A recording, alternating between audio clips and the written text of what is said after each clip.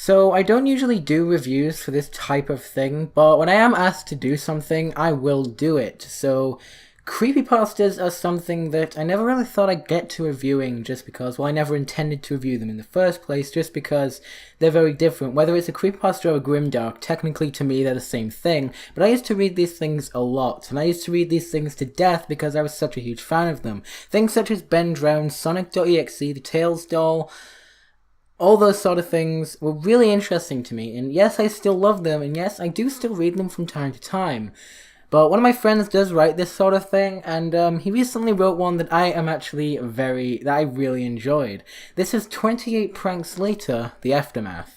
Now, usually when I'm reading like creepypastas or grimdarks or anything in that sort of range, it's very easy for those stories to fall into the cliches, and a lot of the same stuff usually happens for a lot of the ones that I read, but especially from this guy, a lot of the ones that I read are very original and very different, and I really like that.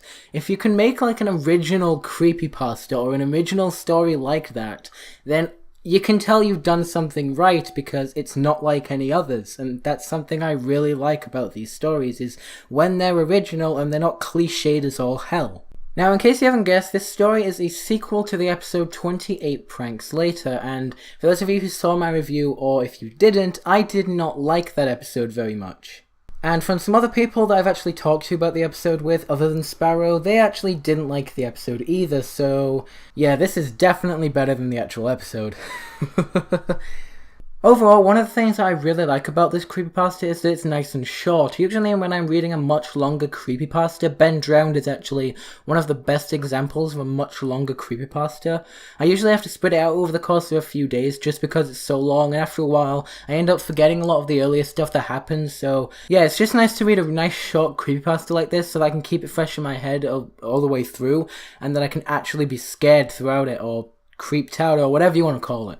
So basically the story of this creepypasta is that Rainbow Dash has to do community service for her reckless acts in 28 Pranks Later, and yeah, that's probably the worst thing Rainbow Dash wants at this point is community service, but she seems happy enough to do it.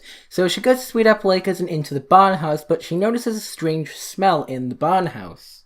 But Applejack doesn't really believe Rainbow, so then Rainbow comes out of the barn feeling very, very sick, even vomiting furiously, and ended up vomiting blood, which is actually surprisingly graphic, and in a twisted way, I actually really like it.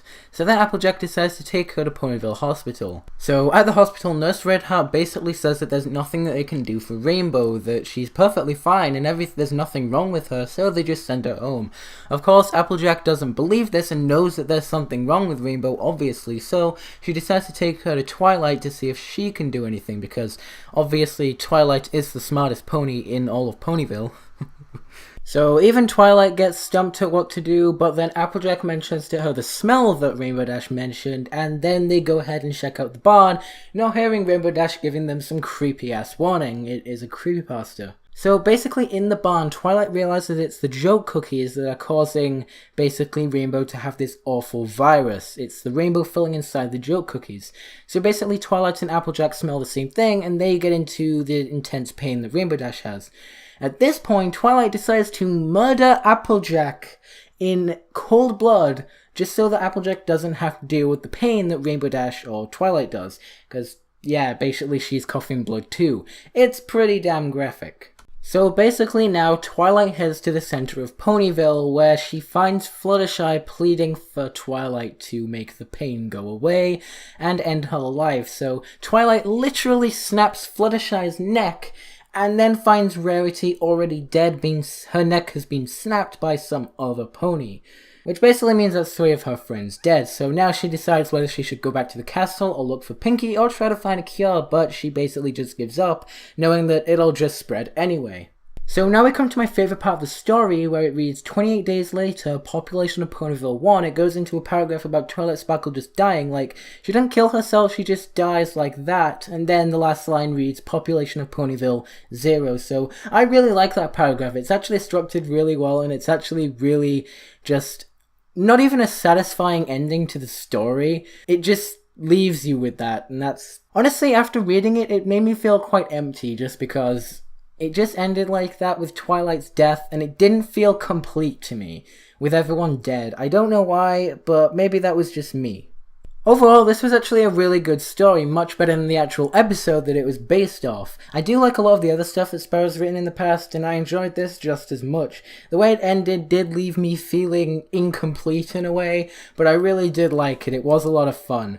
Overall, the whole aftermath idea, like the idea of making sequels to episodes, is actually really cool. I would like to see him write like other The Aftermath stories. Like, it'd be interesting to see like a Bats The Aftermath. If you guys remember the end of Bats, Fluttershy still had a fang. I do think there is material there to make something out of it, so I am wondering, maybe it'd be an idea to just make an Aftermath story based on Bats, or even Scaremaster. Maybe you could do something with that. I think that'd be a cool idea. I would actually like to see that. But anyway, that was my review of the story. I don't usually do creepypasta stories, but if I am asked to review something, will review it, because if it looks interesting, I'll totally do it. Or if I enjoyed it, I'll totally do it. But anyway, if you guys enjoyed this video, don't forget to like, comment, and subscribe, and I will see you guys in the next video.